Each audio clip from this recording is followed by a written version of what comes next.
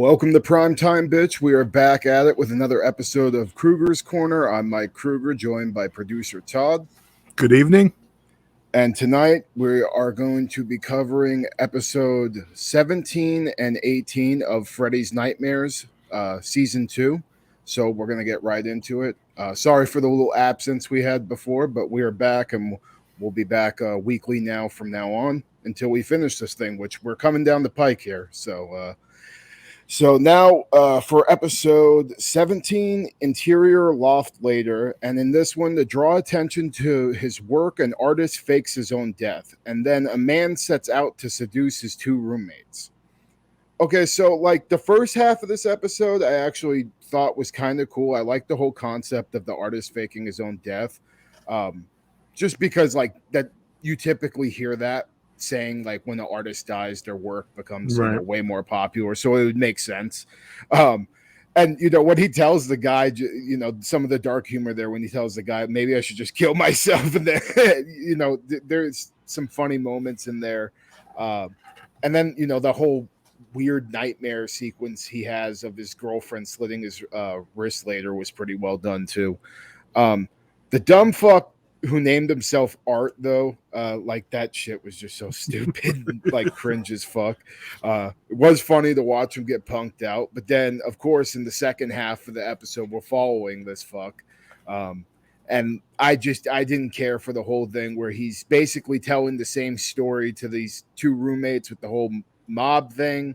And I don't know what it is with the season and mob tie-ins, but it's really fucking annoying. It was popular back then.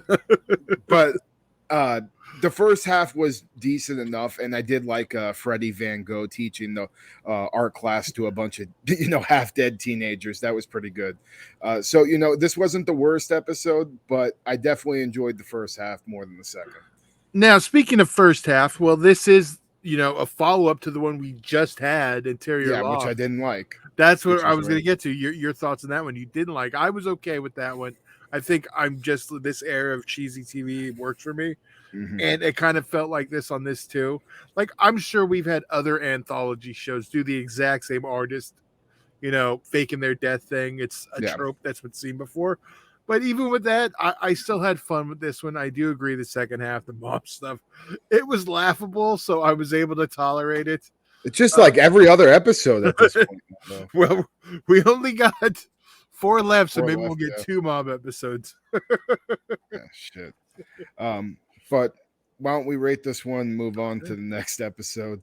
So for me, the Freddie Van Gogh thing saved a lot for me, so 2.5 out of 5.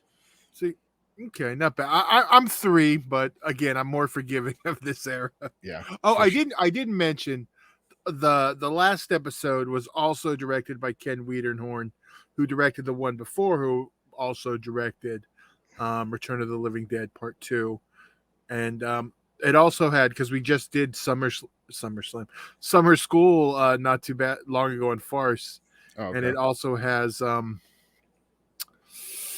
I forget the girl's name for being well. It has the girl from Summer School, the foreign chick. There we go. There you go. All right, so moving on now to episode 18, Funhouse, and this one. In a haunted Victorian house, a yuppie pays the price of adultery, and then an indiscreet wife plays a deadly game of make-believe. Okay, so I did like the little sleazy, delivery driver, moving guy, whatever. And just the first couple of minutes, he was just kind of funny. And we did get an okay nightmare sequence with the wife getting branded. But we got so much cheesy romantic drama throughout this thing, and it really turned me off, and it was hard to get through. And the ending for the first half was super lackluster. Freddy playing a crossword puzzle was kind of fun, but could have used a little bit more of that, because the second half, I was excited that we were following the delivery driver from the first half, but it didn't do anything for me, and it would have been way more entertaining in my head than what we ended up getting on screen.